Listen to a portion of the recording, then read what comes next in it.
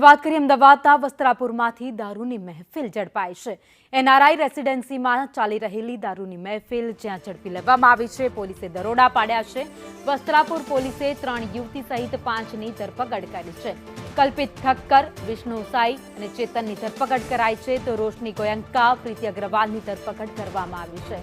લક્ષ્મી કોયાણની વસ્ત્રાપુર પોલીસે ધરપકડ કરી છે તો દારૂ સહિત 1 લાખથી વધુનો મુદ્દામાલ પણ જપ્ત કરી લેવામાં આવ્યો છે। વધુ અપડેટ સાથે સંવાદદાતા જિગ્નેશ પટેલ અમારી સાથે જોડાયા છે। જિગ્નેશ, વસ્ત્રાપુર વિસ્તારમાંથી દારૂની મહેફિલ ઝડપાઈ।